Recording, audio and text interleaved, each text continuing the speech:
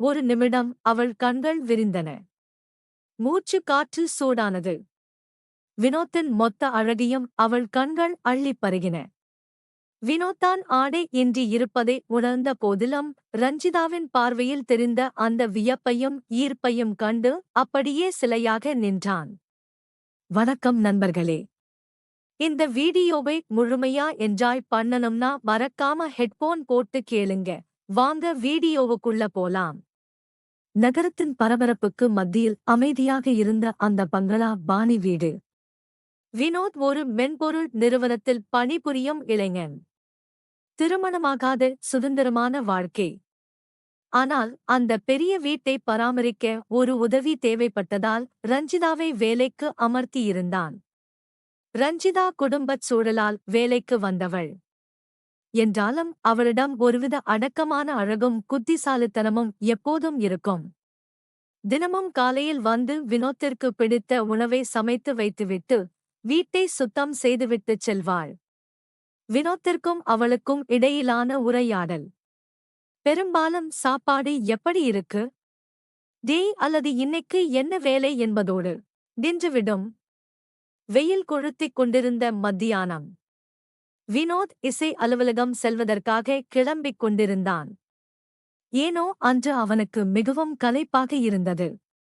சரி, சீக்கிரம் குளித்துவிட்டு கிளம்பினால் களைப்பு தொடர்ச்சியாக இருக்கும் என்று நினைத்துக்கொண்டு துண்டை எடுத்துக்கொண்டு பாத்ரூமுக்குள் சென்றான். பாத்ரூமிற்குள் தண்ணீர் விழும் சத்தம் கேட்கத் தொடங்கியது. வெளியே ரஞ்சிதா தன் வழக்கமான பணியை செய்து கொண்டிருந்தாள். தரையை துடைத்துக் கொண்டே வந்தவள் வரவேற்பறை முடிந்து சமையலறைக்கு செல்ல வேண்டிய பாதையில் இருந்தாள். வீடு அமைதியாக இருந்தது. வினோத் குளிக்கும் சத்தமும் ரஞ்சிதா துணிமணிகளை தாண்டி வந்து தரையை துடைக்கும் சத்தமும் மட்டுமே அந்த வீட்டின் மெல்லிய இசையாக இருந்தது. ரஞ்சிதா கவனமாக தரையை துடைத்துக் கொண்டே பாத்ரூம் கதவருகில் வந்தாள். கதவு லேசாக சரியாக மூடப்படாமல் இருந்ததோ என்னவோ உள்ளிருந்து வரும் நீரின் சத்தமும் வினோத்தின் முனகளும் அவள் காதுகளில் மென்மையாக விழுந்தன. ரஞ்சிதா ஒரு நிமிஷம் அப்படியே உறைந்து நின்றாள். அவள் கையில் இருந்த மாத்து தரையோடு நின்றது. உள்ளே வினோத் தன் உடலை தழுவும் நீரின் குளிர்ச்சியில் ஒருவித ஏகாந்தத்தில் இருந்தான். வெளியே ரஞ்சிதாவின் இதயத்துடிப்பு சற்று அதிகரித்ததை அவளே உணர்ந்தாள். பழக்கமாக வேலையை முடித்துவிட்டு செல்லும் அவளுக்கு இன்று ஏனோ அந்த அறையை விட்டு நகரமனம் இல்லை. அவள் மெதுவாக யாருக்கும் கேட்காதபடி அந்த பாத்ரூம் கதவின் அருகே வந்து நின்றாள். அந்த மௌனம் அவர்களுக்குள் ஒரு புதிய உணர்வை தூண்டத் தொடங்கியது. வினோத்தின் நிழல் பாத்ரூம் கதவில் தெரிவதை ரஞ்சிதா பார்த்தாள். ஒருவித தயக்கமும் அதே சமயம் விவரிக்க முடியாத ஈர்ப்பும் அவளை அங்கே கட்டி போட்டது. கதவு லேசாக திறந்திருப்பதை ரஞ்சிதா கவனித்தாள். உள்ளே தண்ணீர் விழும் சத்தத்திற்கு நடுவே வினோதத்தின் உருவம் அவளுக்கு தெளிவாக தெரிந்தது. வழக்கமாக வேலையில் மட்டுமே கவனம் செலுத்தும் ரஞ்சிதா அன்று ஏனோ அந்த இடத்திலேயே சிலையென நின்றாள். குளித்துக் கொண்டிருந்த வினோத்தின் அந்த கட்டுமஸ்தான உடலமைப்பை கண்டதும் அவளுக்குள் ஒரு கணம் மூச்சே நின்றுவிட்டது போல் இருந்தது. அகன்ற தோள்களும் தண்ணீரில் நனைந்து மின்னும் அவனது தசைகளும் அவளை பிரமிக்க வைத்தன. தன் கையிலிருந்து துடைப்பத்தை இருக்க பிடித்துக் கொண்டாள். அவள் மனதுக்குள் பல எண்ணங்கள் ஓடின. என்ன அழகான உடம்பு! இவனை கட்டி போற பொண்ணு உண்மையிலேயே கொடுத்து வச்சவளா இருக்கணும். இவனோட உடம்பை அப்படியே தொட்டு தடவி தேய்த்து விட்டா எவ்வளவு நல்லா இருக்கும். ஆனால் நமக்கு அந்த அதிர்ஷ்டம் எது என்று தனக்குள்ளேயே இயற்கையோடு பேசிக்கொண்டாள். அவள் மெய் மறந்து அவனது அழகை ரசித்துக் கொண்டிருந்த அந்த தருணத்தில் வினோத் மெதுவாக திரும்பினான்.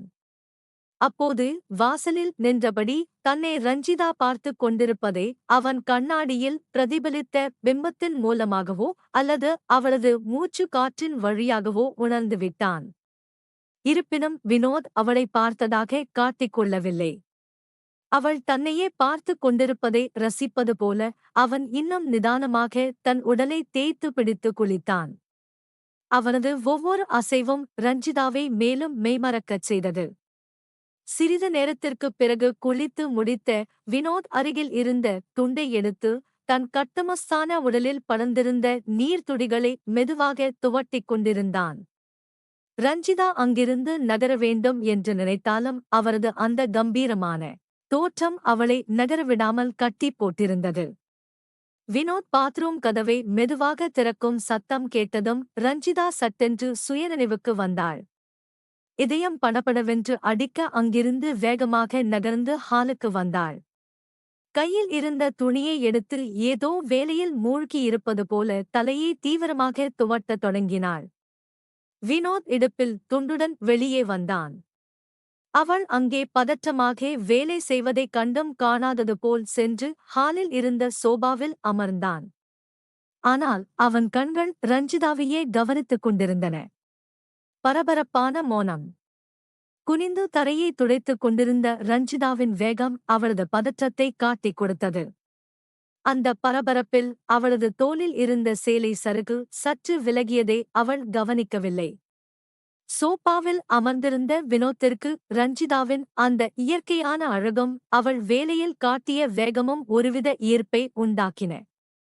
அவளுக்குள் இருக்கும் பெண்மை வினோத்தின் மனதுக்குள் புதுவிதமான உணர்வை தூண்டியது.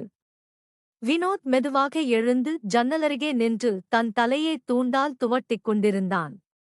அவன் கண்கள் ரஞ்சிதாவின் அசைவுகளையே ரசித்துக் கொண்டிருந்தன. அவள் குனிந்து நிமிரும் அழகில் அவன் தன்னையே மறந்தான். தலையை துவட்டிக்கொண்டே அவளை தீவிரமாக ரசித்துக் கொண்டிருந்த அந்த நொடியில் வினோத் தன் இடுப்பில் இருந்த துண்டு நழுவுவதை உணரவில்லை. அவன் கை அசைவிலும் ரஞ்சிதாவின் அழகில் அவன் சொக்கிப் போய் நின்ற நிலையிலும் அவனது இடுப்பில் இருந்த துண்டு மெல்ல நழுவி கீழே விழுந்தது. அதே சமயம் ரஞ்சிதா வேலையை முடித்துவிட்டு வினோத் என்ன செய்கிறான் என்று பார்க்க மெதுவாக தலையை நிமிர்த்தினாள். வினோத்தின் கம்பீரமான அழகை மீண்டும் ஒருமுறை ரசிக்க நினைத்தவளுக்கு பெரும் அதிர்ச்சி காத்திருந்தது. அங்கே ஆடையின்றி தன் முழு அழகோடு நின்றிருந்த வினோத்தை அவள் நேருக்கு நேர் பார்த்துவிட்டாள். ஒரு நிமிடம் அவள் கண்கள் விரிந்தன. மூச்சு காற்று சூடானது. வினோத்தின் மொத்த அழகியும் அவள் கண்கள் அள்ளி பருகின. வினோத்தான் ஆடையின்றி இருப்பதை உணர்ந்த போதிலும் ரஞ்சிதாவின் பார்வையில் தெரிந்த அந்த வியப்பையும் ஈர்ப்பையும் கண்டு அப்படியே சிலையாக நின்றான்.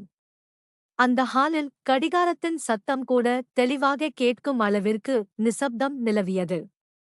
இருவரும் ஒருவரை ஒருவர் பார்த்தபடி அப்படியே உறைந்து நின்றனர். ரஞ்சிதா கண்களை மூடி தன் முகத்தை திருப்பிக் கொண்டு, ஐயோ சார், உங்க துண்டு கீழே விழுந்துருச்சு என்று குரல் நடுங்க கத்தினாள். அவளது பதற்றத்தை கண்ட வினோத் ஒரு கணம் ஸ்தம்பித்து நின்றான்.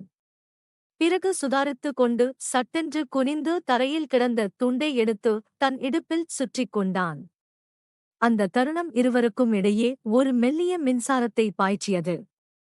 வினோத் அவளை பார்த்து ஒருவிதமான மெல்லிய புன்னகையுடன், ரஞ்சிதா, நீ என்னையும் எதையும் பார்க்கலையே என்று கேட்டான். அந்த கேள்விக்குள்ளே ஒரு சின்னஞ்சிறு எதிர்பார்ப்பு இருந்தது. ரஞ்சிதா தலையை குனிந்தபடியே தன் இதய துடிப்பை அடக்க முயன்றாள். அவள் மனதிற்குள், சார், நீங்க கேக்குறீங்க, ஆனா உங்க அந்த மொத்த அழகையும் நான் என் கண்ணால முழுசா ரசிச்சுட்டேனே, இதை எப்படி உங்ககிட்ட சொல்லுவது என்று அவளுக்குள் ஒரு போர்க்களமே நடந்தது. ஆனால் வெளியே அவள் பயந்தவள் போல, இல்ல சார், நான் துடைக்கத்தான் குனிஞ்சேன் என்று தடுமாறினாள். வினோத் அவளது தவிப்பை புரிந்து கொண்டவனாக, சரி ரஞ்சிதா, இன்னைக்கு உன்னோட வேலை முடிஞ்சது. நீ கிளம்பு, நாளைக்கு வரலாம் என்று அவளை அங்கிருந்து அனுப்பி வைத்தான்.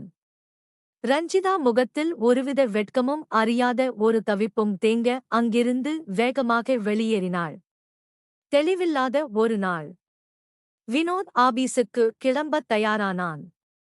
சட்டையை அணிந்தாலும் கண்ணாடியில் பார்க்கும்போதெல்லாம் அவனுக்கு அந்த தருணம்தான் நினைவுக்கு வந்தது.